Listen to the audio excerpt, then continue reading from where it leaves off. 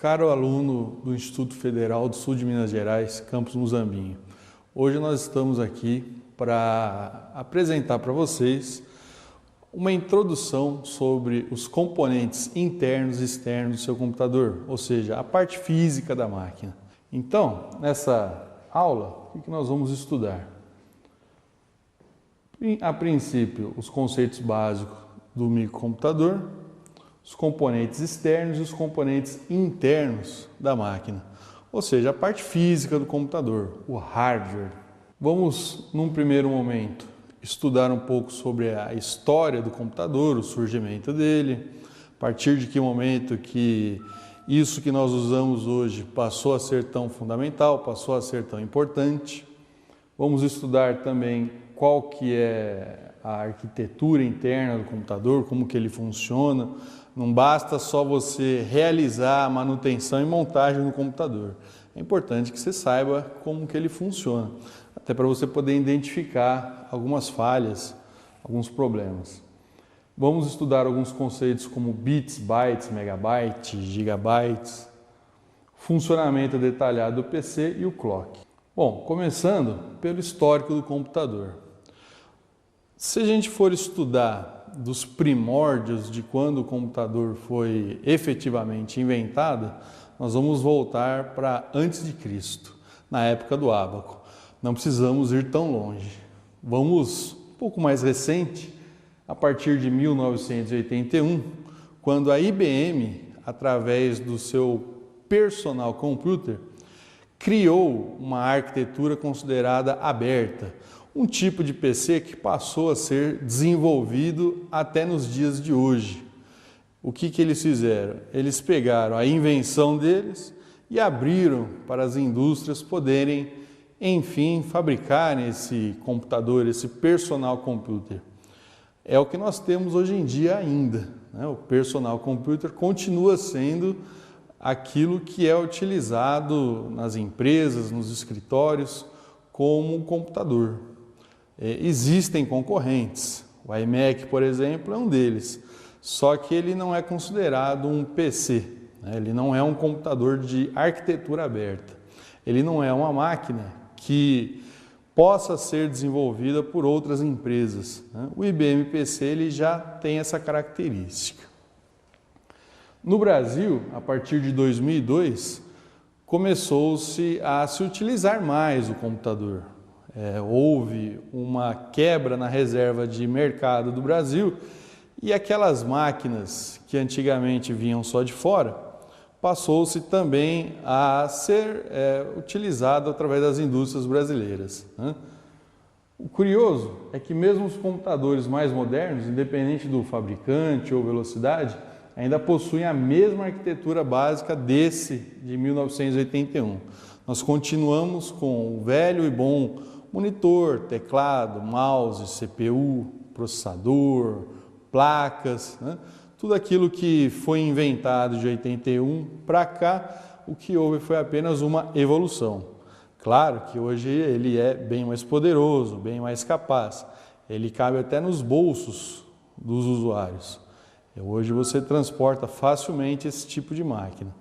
Agora, continua sendo a mesma arquitetura considerada aberta. Uma divisão muito importante dentro da informática, talvez seja um dos poucos triângulos amorosos que dê certo, se não for o único, é esse do hardware, que nós estamos estudando a partir de hoje, o software e nós, as pessoas que trabalham com informática, o people. O software, ao longo do curso, você vai ter várias abordagens sobre ele, inclusive, né, acredito eu que até o presente momento você já tenha utilizado vários softwares, como o BR Office, o próprio Windows, o próprio Linux. Até para apresentar esse software aqui, apresentar para vocês essa aula, a gente está se utilizando de um software. Agora, sobre hardware, ao longo do curso, esse vai ser uma das poucas disciplinas que nós vamos estudar, o hardware. Então aproveitem bem, aproveitem ao máximo essa possibilidade, tá? A partir do momento que você tem essa união desses três componentes principais, você tem, enfim, a informática. tira qualquer um desses itens, você não tem mais a informática como ela é concebida.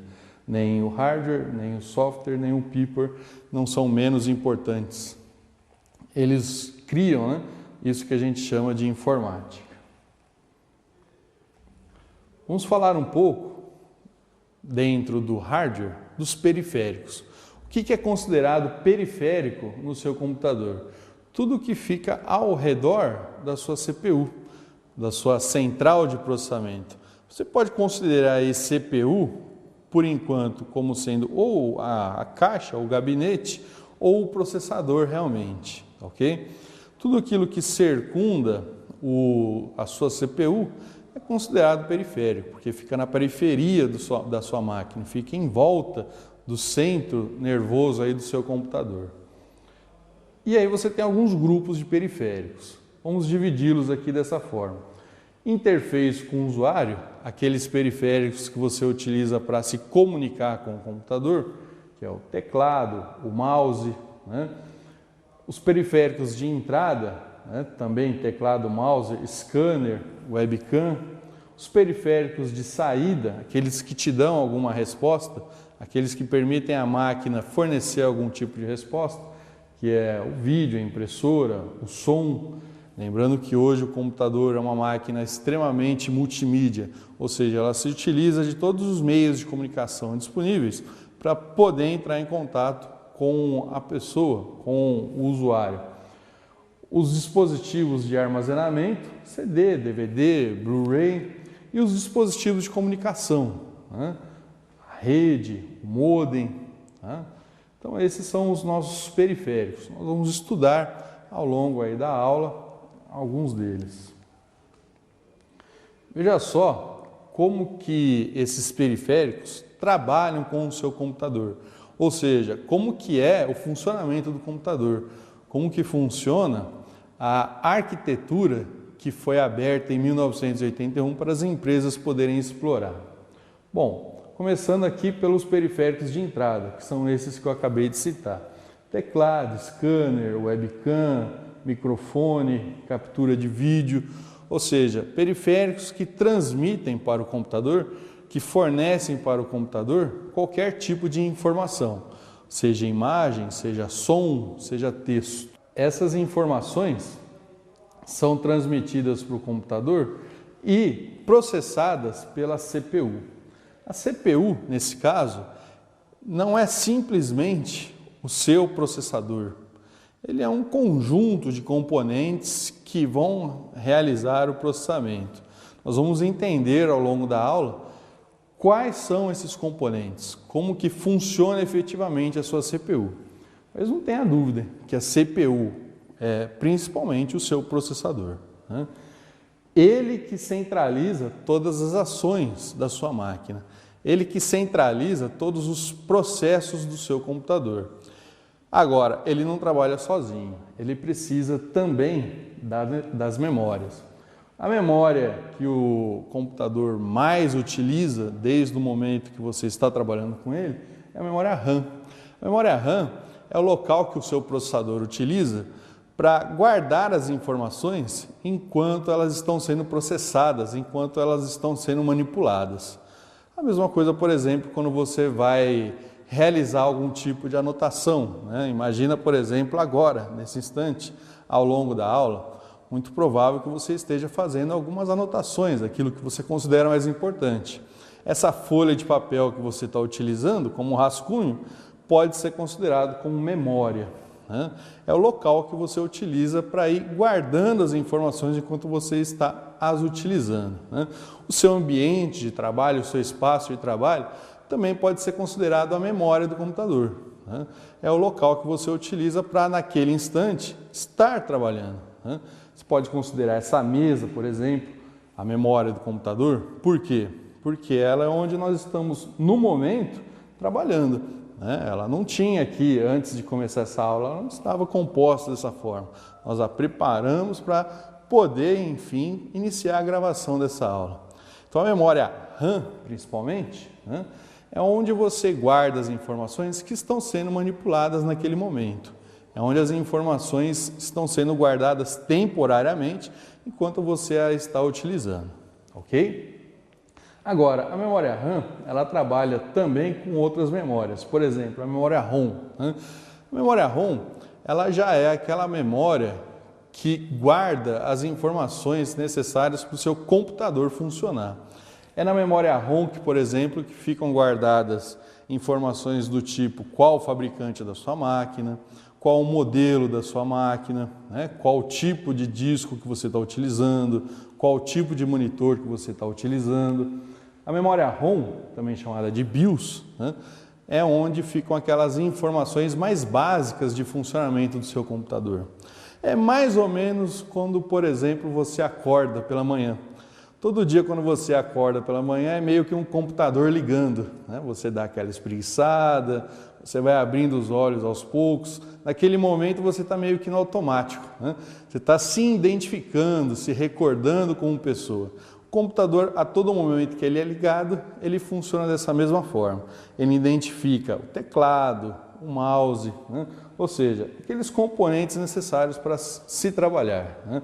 Ou seja, a memória ROM é a memória que guarda as informações básicas do computador. É a memória que o seu computador utiliza para iniciar as operações. Ligou o computador, é a primeira coisa que é checada na máquina, a memória ROM, tá ok? Agora, essas informações que ficam guardadas na memória, principalmente na memória RAM, que é a memória que você utiliza para manipular informações, caso a energia seja desligada ou no momento que você estiver trabalhando caia a energia, o seu conteúdo é apagado. Por isso ela é chamada de memória volátil, né? Ela só funciona enquanto a energia está trabalhando, né?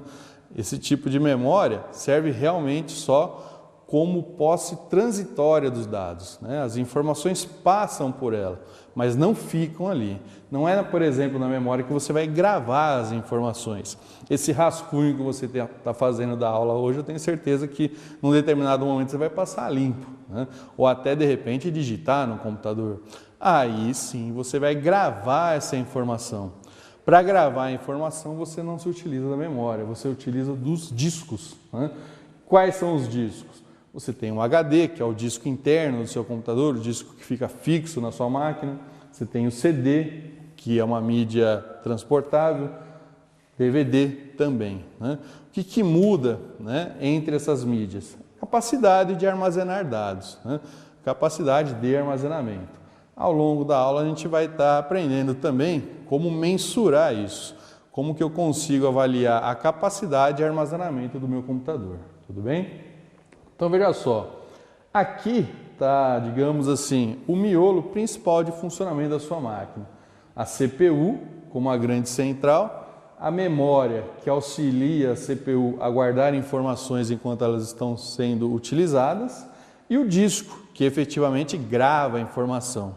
É onde você começa a colocar qualquer tipo de conteúdo realmente, desde filmes, a músicas, a textos, os próprios softwares que você utiliza, né? Esse é o seu local que você costuma encher bastante, né?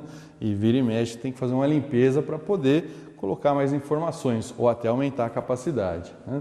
Agora, para você obter algum tipo de resposta do que você está trabalhando, né, seja alguma resposta do que você esteja trabalhando na memória ou do que você esteja gravando, você precisa dos periféricos de saída, né, os dispositivos de saída. Quais são eles? Né? Você tem como principal um monitor.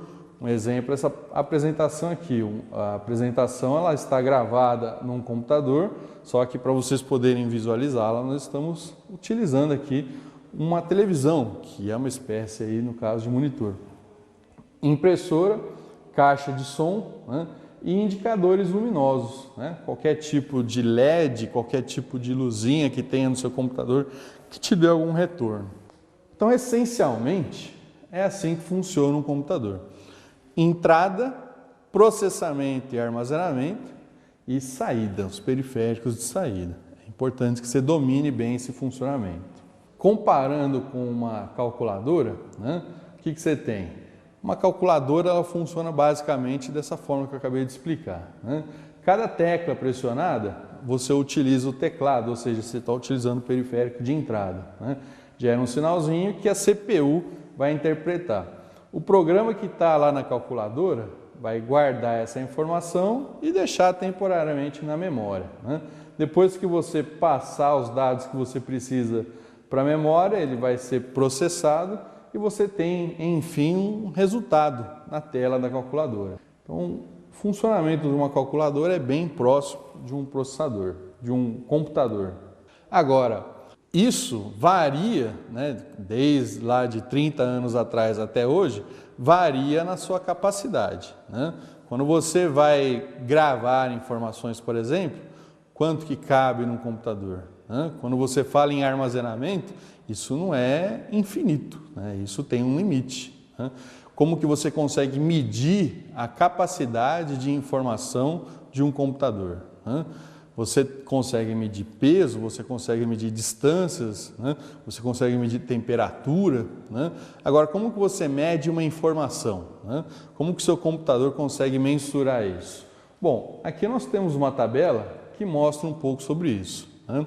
Primeiramente, a unidade básica da informática, o bit. O bit, ele é uma combinação binária de 0 ou 1, por isso a palavra binária, né? Ele funciona com esses dois dígitos, né? 0 ou 1. O computador, por mais que ele realize processos, parte dessa base para realizar qualquer procedimento, né? Um simples 0 e um simples 1. Partindo de outras combinações entre 0 e 1, ele vai te fornecer outras informações. Por exemplo, para você chegar num caractere, numa letra ou num número, ou em qualquer símbolo, você vai precisar de 8 combinações de 0 e 1. Por exemplo, 1, 0, 0, 0, 1, 1, 0, 0. Né? Depois que você tiver 8 combinações de 0 e 1, você já tem o que a gente chama de caractere, ou byte, né? Byte é a unidade considerada como referência para o caractere, né? Bit é a unidade base. Byte já é um conjunto de 8 bits que te gera um caractere, tudo bem? Da onde veio esses bits, né? Da onde veio esse 0 e 1?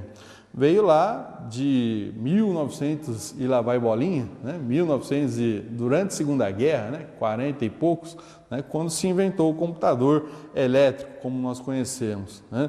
Esse primeiro computador ele se chamava ENIAC, né? E ele trabalhava com válvulas, né? Essas válvulas representavam os bits e essas válvulas eram ligadas e desligadas. A partir do momento que você tinha uma certa quantidade de válvulas ligadas e uma certa quantidade de válvulas desligadas, você obtinha um tipo de processamento. Com o passar dos anos, essas válvulas foram substituídas pelos transistores. Os transistores já são peças bem menores do que uma válvula, né? Uma válvula já é uma peça bem parecida com a lâmpada, né? Ela se queimava muito rapidamente, muito facilmente, né? Já um transistor não. Dentro, por exemplo, de um processador, como eu havia comentado anteriormente, você tem milhões ou até bilhões de transistores. É uma peça mínima, né? E esse transistor substituiu a válvula. E ele, também como a válvula, liga e desliga. Você tem, por exemplo, 8 combinações de transistores sendo ligada ou desligada, né? Isso gera o que a gente chama de byte. Ou seja, esses transistores que vão ligando e desligando geram o byte. Um transistor ligado, ele corresponde ao bit 1. Um transistor desligado, ele corresponde ao bit 0, né? Então, a partir do momento que você tem 8 combinações de transistores ligado e desligado, você tem o byte, tá ok? E aí você tem o caractere. O caractere pode ser considerado como unidade base da informática, né? A partir dele que você tem outros centenas ou milhares de caracteres, né? Por exemplo, 1000 caracteres ou 1000 bytes, aí você já tem o kbyte, o kilobyte, né? 1000 bytes, você já tem pelo menos 1 kbyte. Aqui arredondando, né? 1024 bytes, porque ele trabalha sempre nessa combinação binária. partir do momento que você tem 1000 KB, você já tem o megabyte. Já é uma unidade de informação um pouco maior, um pouco mais pesada, digamos assim. 1000 megabytes, você já tem a unidade de gigabyte. 1000 gigabytes, você tem a unidade de terabyte. E 1000 terabytes, você chega no petabyte. Tudo bem? Então, nessa tabela aqui, você já tem uma referência das principais unidades utilizadas para medir a informação. Por exemplo, a memória. Lembra que eu comentei com vocês no slide anterior que a memória guarda informações temporariamente, né? Uma quantidade de memória ideal para os dias de hoje, né, chega aqui já na casa dos gigabytes, né? Essa memória ela já foi bem menor, ela já esteve na casa dos megabytes, dos kilobytes, né? Agora hoje, atualmente, já está na casa dos gigabytes. Para gravar informações, eu mostrei no slide anterior também que nós utilizamos os discos rígidos, né? Para gravar informação, você tem o HD, o CD, o DVD, né? O terabyte é hoje uma unidade de referência utilizada para medir a capacidade de um disco rígido, né? 1 terabyte, né, correspondente aí a 1000 gigabytes, já é um excelente disco rígido, né? Memória, você já tem na casa dos gigabytes. Por que a memória não chega na casa do terabyte? Porque, como eu falei anteriormente, a memória ela não grava as informações, né? Ela apenas funciona como processo transitório da informação, enquanto você está manipulando ela, né? Enquanto você está trabalhando com ela, a memória está guardando a informação. A partir do momento que você passa para uma outra operação ou desliga o computador, a memória é limpa, né? Ok? Tranquilo essa tabelinha? Lógico que aos poucos vocês vão memorizando essas tabelas, tá? Isso é para vocês terem uma ideia geral. Bom, concluindo então sobre o funcionamento do computador.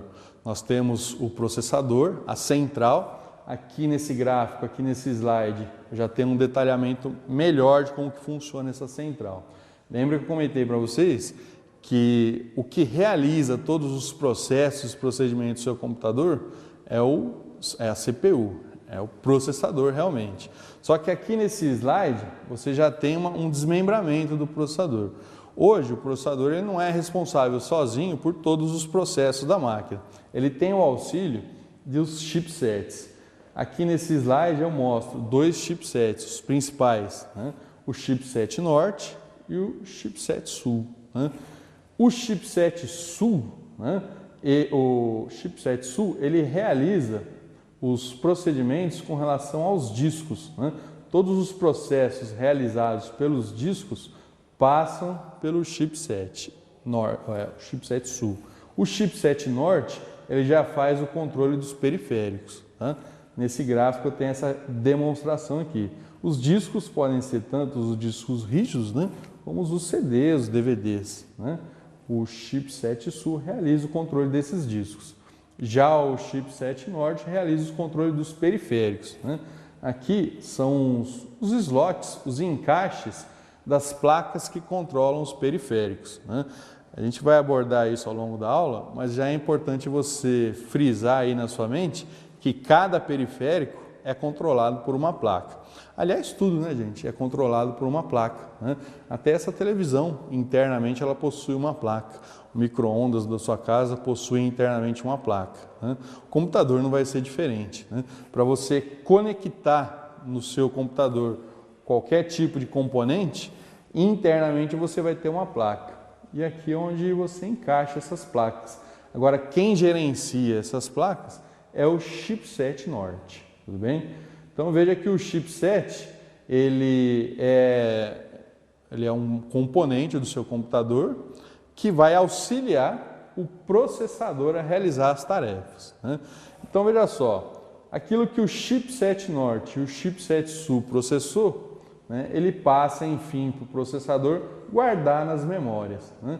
Esse gráfico aqui está representando 2 processadores, né?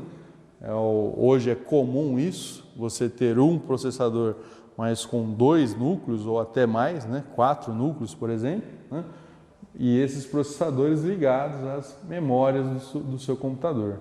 Então, esse gráfico ilustra bem como que funciona, enfim, a sua CPU, como que funciona o seu processador, tudo bem? Ao longo do curso, nós vamos aprender, por exemplo, a instalar esses discos, né? A instalar esses processadores, a instalar as memórias, né? Ao longo do curso, nós vamos aprender a fazer todas essas instalações, né? Mas é importante que você entenda o funcionamento, né? Até para você saber o que você está fazendo, tudo bem? Clock. O clock, para nós, ele vai ser fundamental, por quê? Porque através de bit, bytes, kbytes, gigabytes, megabytes, né?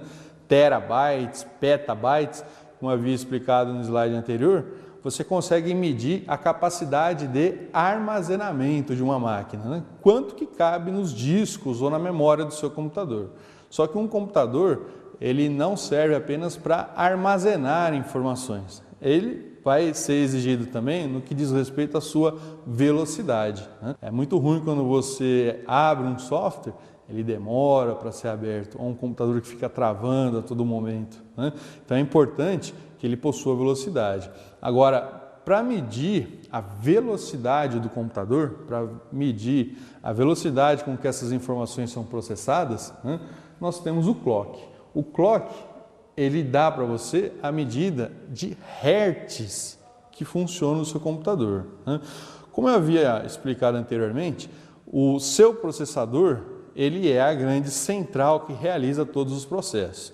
Ele tem lá, vocês viram, o auxílio do chipset, ele tem o auxílio das memórias, né? E ele funciona num sistema binário. O sistema binário, como eu havia explicado para vocês também, são chaves que ligam e desligam, né? Então, esse ligar e desligar de chavinhas, né, gera uma tensão. Essa tensão vai determinar uma frequência. Quanto maior essa tensão, maior essa frequência. Sendo uma frequência maior, você tem uma quantidade de hertz maior, né? Veja só, 1000 oscilações por segundo, por exemplo, gera o que a gente chama de kilohertz, né? O que são oscilações? Oscilações é o liga e desliga, né? Quando você fala, por exemplo, que uma pessoa está oscilando ou que alguma coisa está oscilando, vamos supor essa lâmpada. A gente fala que essa lâmpada está oscilando, significa que ela está caindo de energia ou subindo, né? Ela está oscilando, ela não está contínua, né? E o seu processador, ele oscila. E um detalhe, quanto mais ele oscila, melhor. Quanto maior a frequência dele, melhor. Por quê? Porque significa que ele está desligando e ligando transistores mais rapidamente. Ele está gerando uma tensão maior, ele está gerando uma frequência maior. Ou seja, quanto maior o número de oscilações dele por segundo, melhor, né? Por exemplo, 1 kHz, né, é o equivalente a 1000 Hz, tá ok? 1000 kHz já equivale a 1 MHz, né, que corresponderia a 1 milhão de oscilações, né? E assim sucessivamente, tá vendo? Gigahertz, né, corresponde a 1000 MHz, 1000 GHz corresponde ao terahertz, né? Pra vocês terem uma noção, os processadores hoje em dia, eles já estão na casa do gigahertz, né? Então, um computador doméstico, por exemplo, né, ele tem aí 2 GHz, né, 3 GHz, 4 GHz, né? Tem processadores que chegam na casa do terahertz? Até tem, mas são processadores mais utilizados para servidores. É um outro tipo de máquina utilizada em centrais, né? Principalmente de banco, né? Centrais telefônicas, né? Computadores que precisam de um nível, né, de oscilação mais alto, né? Ou seja, para medir o seu processador, o clock, né, é utilizado como unidade de referência, né? Já só então, pessoal, essas duas informações que nós tivemos agora são relevantes para você entender toda a configuração de uma máquina, né? Você já consegue avaliar agora a capacidade de armazenamento, né? Ou seja, quantas informações que cabem numa máquina e a capacidade de processamento, qual a velocidade de processamento dessa máquina, tudo bem? Armazenamento, bit, byte, megabyte, gigabyte, né? Velocidade é o clock, né? Kilohertz, megahertz, gigahertz, terahertz, ok? O clock, então, rege a velocidade da sua máquina, que é determinado pelo processador, tá ok? Bom, isso é o funcionamento em geral da sua máquina, né? Agora, a sua máquina, hoje, ela é composta por muito mais que processadores e memórias, né? E teclado e mouse. Ele tem lá N tipo de periféricos, né? É o que nós vamos dar uma estudada agora, né? Os componentes externos de um microcomputador. Os componentes externos de um microcomputador, você pode considerar aí os mais variados possíveis, né? Até uma televisão é considerado hoje um componente externo de um computador, né? Você pode ligar uma televisão no seu computador, até um GPS, né, que você liga, por exemplo, para identificar mapas e lugares, pode ser considerado um componente externo, né? Um pendrive, né? Enfim, um celular, né? Tudo isso pode ser considerado um componente externo para o seu computador, uma caixa de som, né? Qualquer componente que você ligue ao seu computador vai ser considerado um componente externo, né? É externo a quê? Externo às memórias, aos processadores, né? Aos discos, né? Aquilo que é interno, tá? Então vamos dar uma olhadinha aí nos principais, né? Por exemplo, teclado, pessoal. Teclado, vocês já viram esse tipo de teclado aqui? Esse é o teclado ergométrico, né? Teclado ergonômico, tá? Ergonômico, por quê?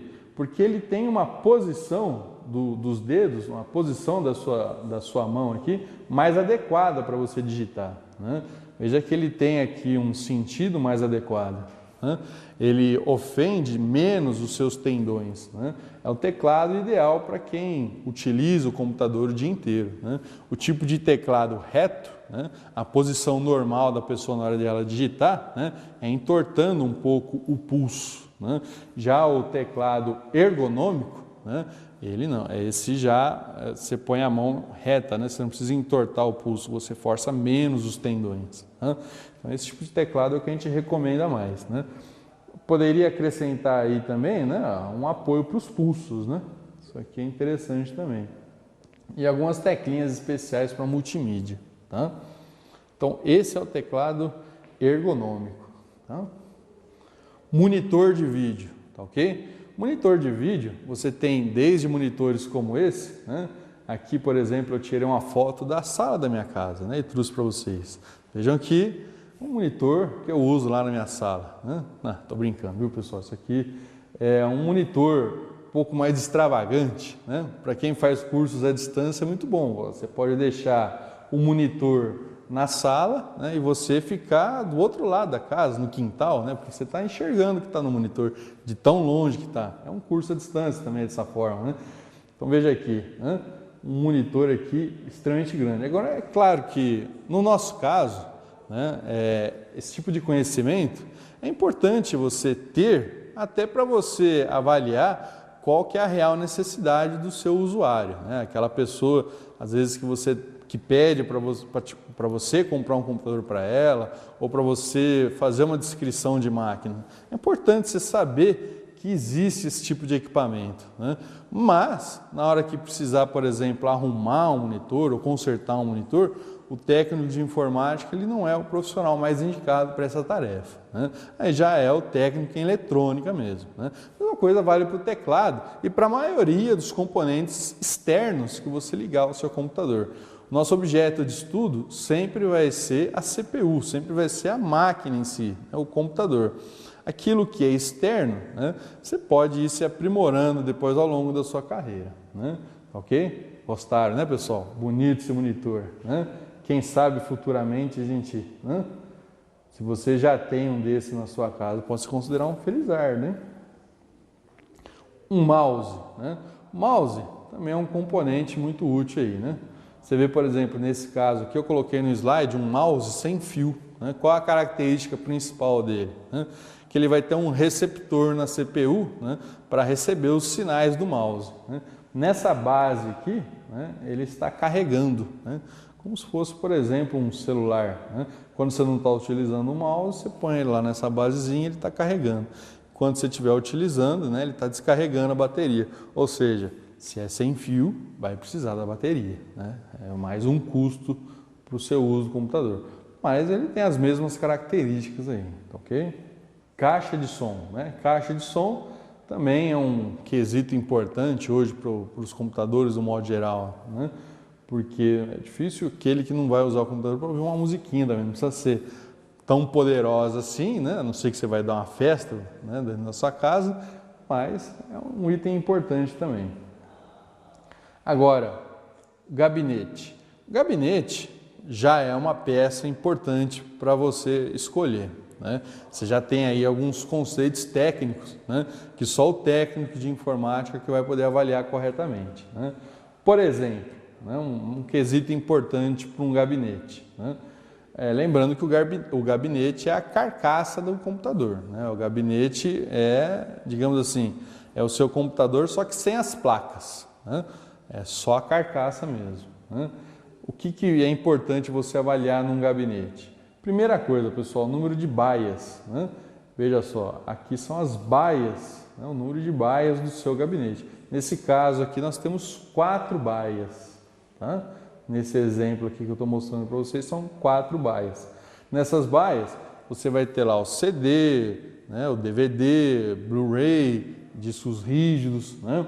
Agora, não é só por essa questão não que o número de baias é importante. A questão de refrigeração do seu gabinete, o resfriamento da máquina, né? O resfriamento acaba sendo um componente que muitos deixam para depois, né? Só que a máquina, quanto maior a performance dela, né, maior a necessidade de resfriamento, né? E, sendo um gabinete um pouco mais alto, né, esse resfriamento é melhor, né? Esse resfriamento é mais adequado, né? Tá? Aqui nesse caso, 4 baias é o que a gente aconselha como mínimo necessário, ou até ideal também, pode ser considerado como ideal, né? 5, 6 baias, por exemplo, já são para servidores, já são para máquinas mais robustas, né? Agora, para a sua máquina doméstica, eu recomendo 4 baias, tá? Outra coisa importante num gabinete, né? Os coolers. Os coolers, pessoal, são as ventoinhas que refrigeram a sua máquina, né? Muitas vezes os coolers só estão em peças chaves da sua máquina, né? Como processador, disco rígido, memória, mas podem estar também no gabinete, né? Veja, nessa lateral aqui, nós temos uma entrada para cooler, né? Nós temos uma ventoinha aqui, né? Essa ventoinha, esse cooler, ele está jogando ar para o gabinete, né, ou tirando o ar, né? Nessa ilustração aqui é explicado isso, né? A entrada de ar do seu gabinete é sempre pela frente, né? Saída de ar pela trás, pela parte traseira do seu gabinete. Agora, as laterais, né, eles vão funcionar como essa parte lateral do seu gabinete, né? Como entrada, como saída, né? Veja só, a parte de cima, né, se tiver cooler como esse aqui, na parte de cima do seu gabinete, é como saída de ar, né? É para tirar o ar de dentro do gabinete.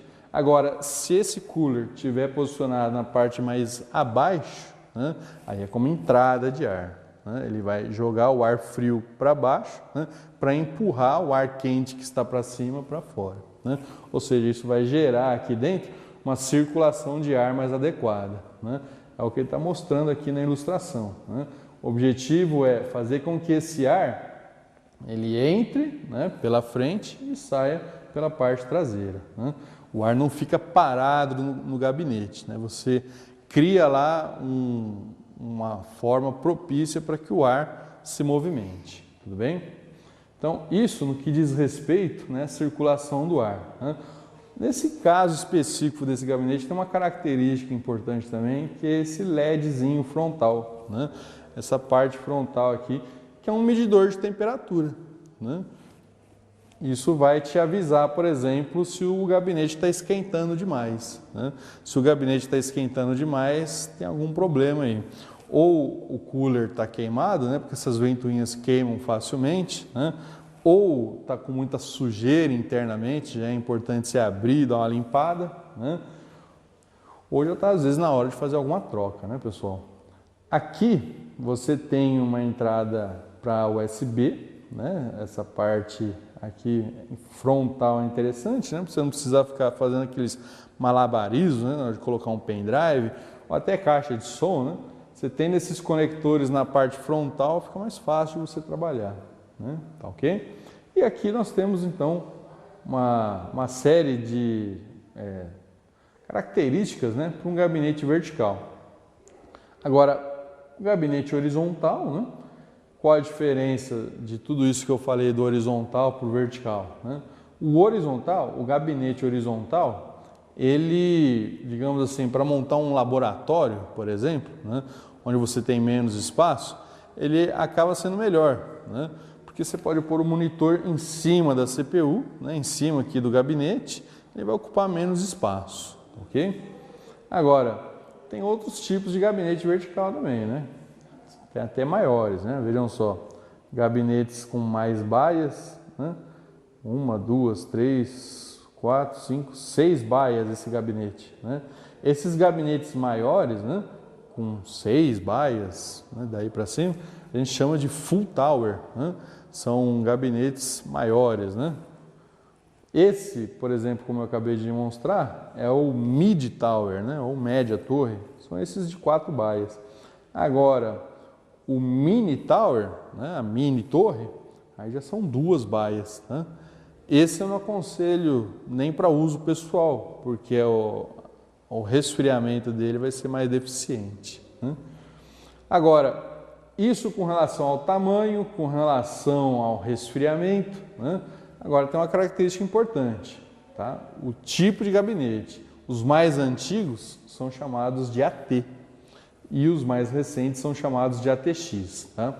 Veja só, o gabinete AT, ele tem algumas características um pouco diferentes, principalmente na parte interna, né?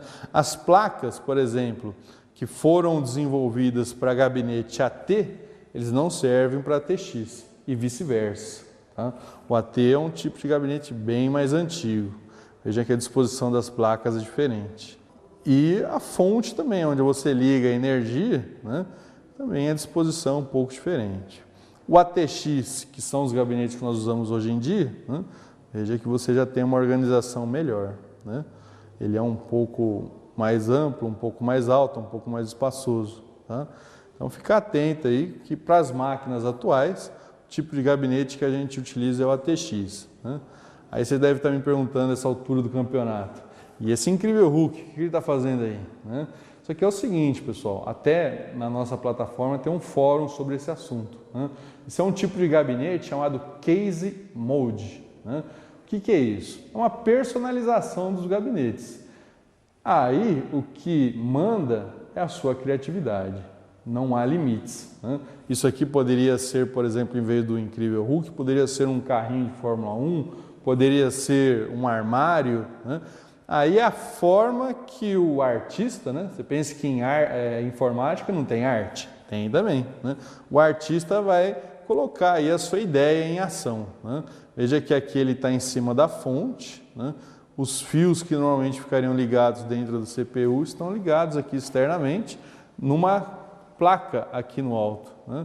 Ou seja, o gabinete aqui está totalmente estilizado, né?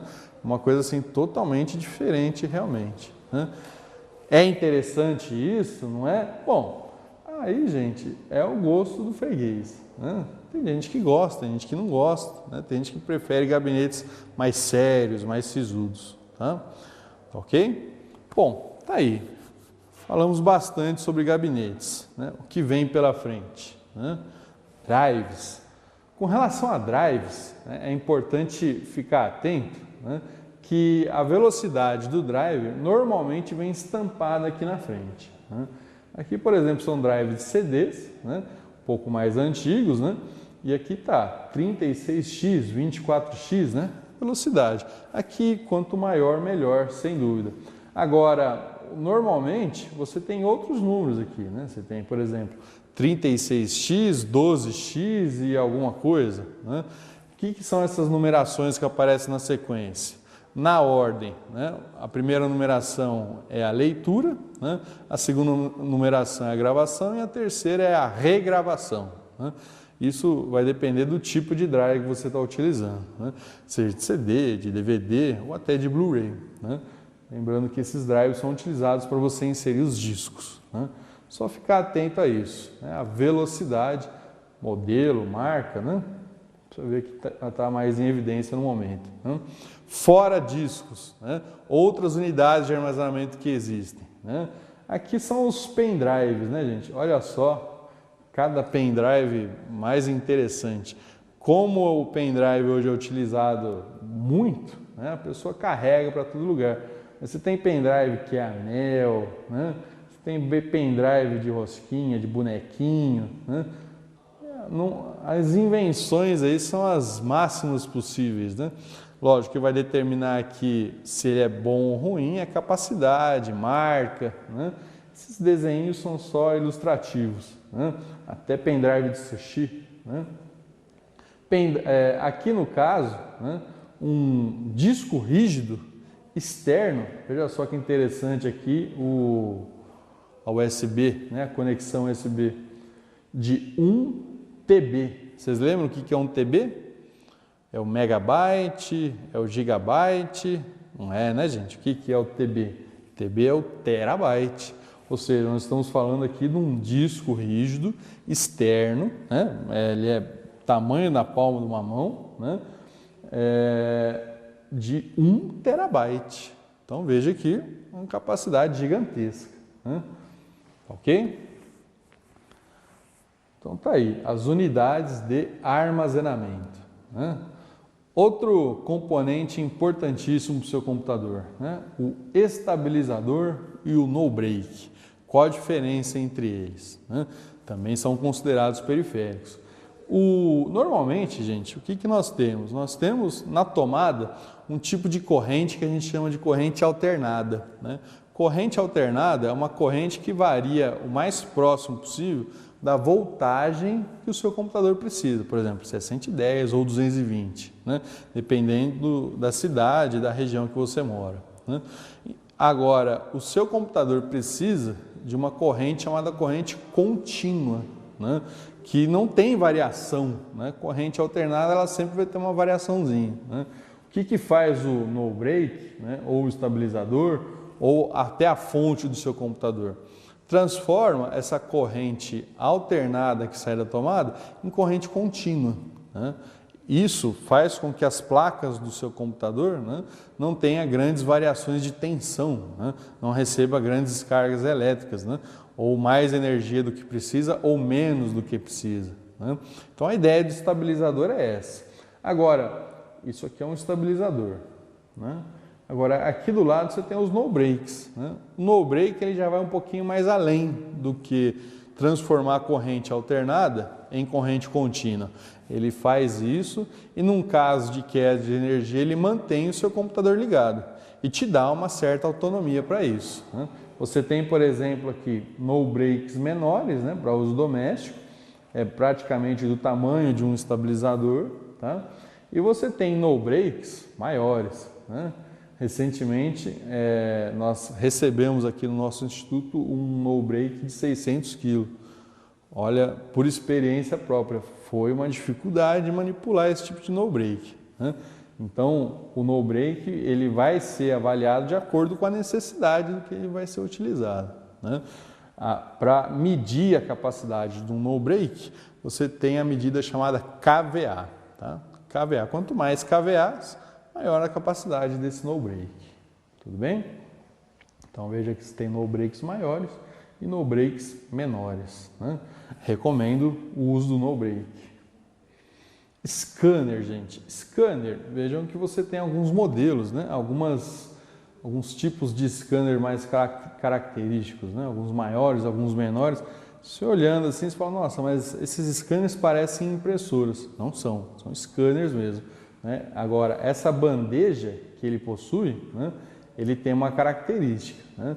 Essa bandeja, ela vai puxar, por exemplo, numa lista de um livro que você vai digitalizar, né? Antigamente você teria que colocar folha por folha, né, do livro que você vai digitalizar. com esses tipos de scanner não, você já coloca o livro inteiro e ele digitaliza todas as folhas, né? Agora, olha esses scanners maiores, né?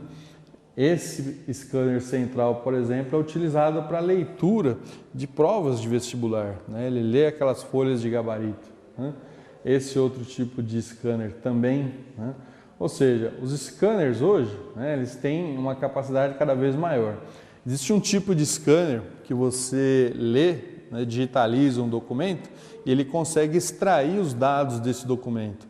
O nome, a filiação, a data de nascimento, né?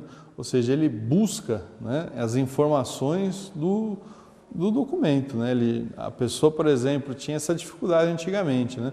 Por mais que você tinha uma informação ali computadorizada, uma informação digitalizada, na hora de cadastrar, você tinha que ir lá digitar nome por nome, dado por dado. Hoje, através desse tipo de scanner, não. Ele já consegue abstrair essa informação do documento, né? É o que se tem mais evoluído hoje em dia, né? Impressoras, né? Impressoras, o que vai variar aí de uma para outra, né? Qualidade, né? A velocidade, ok? O preço, é claro.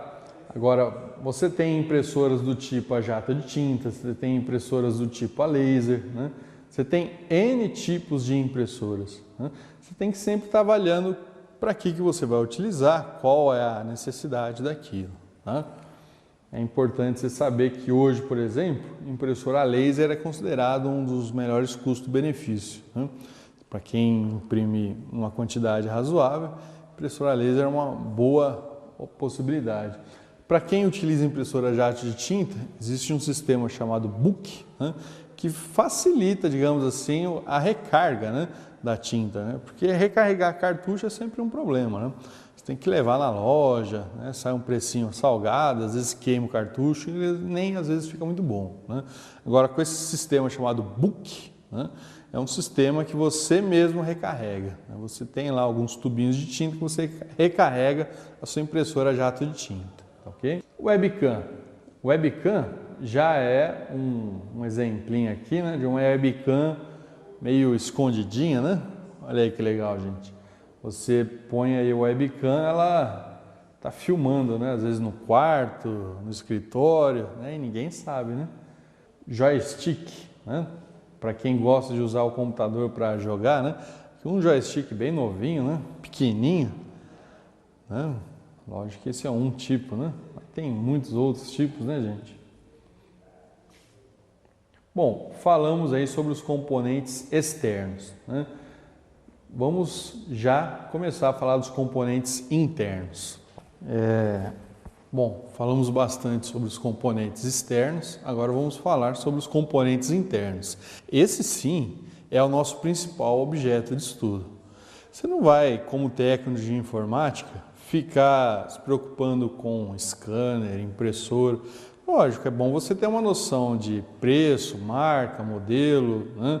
Mas normalmente você vai ter que apenas instalar, pôr ela para funcionar, né? Você não vai precisar, por exemplo, fazer uma manutenção, né? Isso é muito raro. Agora, com relação aos componentes internos, esse sim, né? Então, veja só, pessoal, nós temos aqui o principal, esse sim é o principal componente interno, é a sua placa-mãe, é a motherboard. Ligados à motherboard, você tem a fonte, o processador, o disco rígido, as placas de expansão, a rede, a memória, os conectores e, claro, o gabinete, né? Nós já falamos bastante sobre o gabinete hoje. Motherboard, olha aí, gente, a motherboard. Olhem bem para ela, né? Visualizem bem a motherboard. Ela é, a partir de agora, o nosso principal objeto de estudo, né? O que nós temos na motherboard? Primeiro, identifique o local onde fica o processador, o socket do processador, né? O socket do processador é esse aqui, né? É aqui que fica encaixado o processador, né? Aqui nós temos um bracinho de memória para tirar o processador ou colocar, né? E aqui ele fica encaixado, né? Aqui nós temos o encaixe das memórias. Vejam só, memórias. Veja que tem dois tipos de encaixe de memória aqui. Um tipo de encaixe maior e um tipo de encaixe um pouquinho menor, né? Então, o processador, a memória, tá? A bateria. Essa bateria, ela ajuda a manter a memória ROM. Lembra da memória ROM? A BIOS? Ela ajuda, auxilia a manter a memória ROM com as informações necessárias para o seu computador funcionar, como modelo de placa que você está utilizando, modelo de vídeo, né? Enfim, todas aquelas informações que o seu computador precisa, né? O tipo de HD, né? Toda vez que você liga o computador, né? Lembra que eu comentei que a memória RAM, quando você desliga o computador, ela se perde, né? Todo o conteúdo da memória RAM é limpo na hora que você desliga o computador. Agora, a memória ROM também é uma memória. Então, teoricamente, na hora que você desliga o computador, ela também deveria ser limpa, né? Mas não é isso que acontece, por causa exclusivamente dessa bateria. A bateria mantém o seu computador com as informações necessárias para funcionamento toda vez que você liga ele, por causa dessa bateria. Se você tirar essa bateria, quando você ligar o computador, você vai ter que entrar com as configurações de funcionamento da sua máquina manualmente, né? Que tipo de configurações são essas? Em alguns casos, o HD, o processador, as placas, né? Data, hora, né? Ou seja, a memória ROM também se perde. Basta tirar essa bateria aqui, tá? Então, a bateria é fundamental para o bom funcionamento da sua máquina. Já aí é uma coisinha fácil de vocês mexerem por aí, ó. Trocar a bateria, coisinha de R$5, né? Tem muito usuário que está com o computador encostado por causa de bateria, né? Uma coisinha bem simples, tá? Que mais que você tem nessa placa aqui importante, né? Os chipsets, né? Lembra que eu comentei sobre chipset norte, chipset sul, né? O sul e o norte, certo? Olha aí. Chipset sul controla os discos, chipset norte controla os periféricos, né? E onde estão os periféricos? Os periféricos estão fora, né? São componentes externos, mas as placas desses componentes externos, né? As placas dos periféricos ficam conectadas aqui, nesses slots, né? Aqui é um tipo de slot chamado PCI, é um tipo de slot mais atual, mais recente, né? É o que nós vamos usar mais. Esse tipo de slot aqui, pretinho, é um tipo de slot chamado ISA, né? Esse é mais antigo, né? Esse você não encontra mais praticamente placas desse tipo, tá ok? E um tipo de slot aqui chamado AGP também, né? Um tipo de slot chamado AGP, tá? Então tá aí, né? As placas periféricos, né, que você conecta nesse PCI e nesse ISA, né? Os slots de memória, né? O slot, que é o socket do seu processador, né? A pilha da memória ROM, enfim, esses componentes é aquilo que você mexe mais usualmente, né? Alguns outros detalhes que ao longo do curso a gente vai estar estudando também, mas basicamente é isso que você tem que ir memorizando, ok? Veja que a placa, né, dentro do gabinete, né, ela já parece que fica mais difícil, né, o manuseio dela, né? Já tem fios, cabos, né? Olhando assim pode até ser que assuste um pouco, né? Mas não é necessário se assustar não, gente. Vocês vão notar que o manuseio é bem simples, né? Isso aqui é gostoso, vocês vão gostar de trabalhar com isso. Veja só, por exemplo, as memórias, né? Olha só onde estão conectadas as memórias. 1, 2, 3, 4. 4 conectores de memória. Processador, né? Vendo esse cooler aqui, essa ventoinha? O processador está por baixo, né? Tá aqui, o cooler, né? Que é a ventoinha, e por baixo o processador, né? A placa de expansão, né, que eu comentei com vocês, a placa de periférico, que é uma placa de vídeo, está aqui. Agora, esse monte de fio aqui, gente, esse monte de fio é o seguinte, Está aqui a sua fonte, né? Ligando a fonte, você tem esses fios coloridinhos, né? Tá vendo? E onde eles estão ligando? Eles estão ligando os discos, olha aí. Um disco CD, né? O disco rígido, outro disco rígido, tá vendo? Então aqui são a alimentação elétrica, né? Da sua fonte. Olha aí que legal. E os dados? Os dados eles já transitam por esse fiozinho cinza aqui, chamado de flat. Ou esse vermelhinho aqui, em caso de alguns tipos de disco. Então, pessoal, para cada disco você tem um conector de energia elétrica e um conector de dados, tá ok?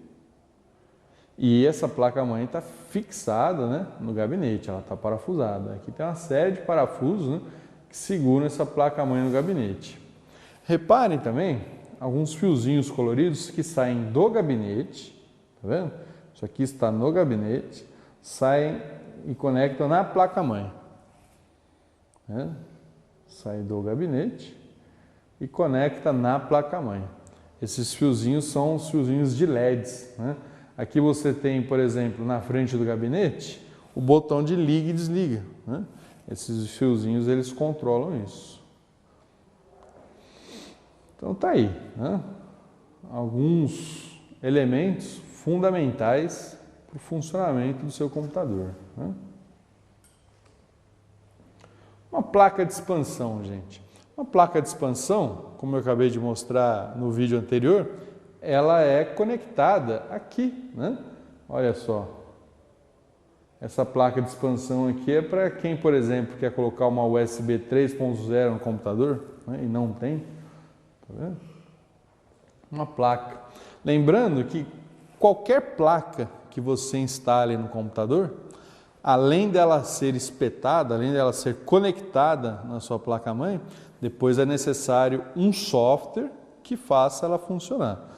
Por trás de qualquer componente, qualquer placa, é necessário um software. Tudo bem? Bom, microprocessador. Microprocessador já é assunto para a sequência. Vamos deixar esse para a próxima.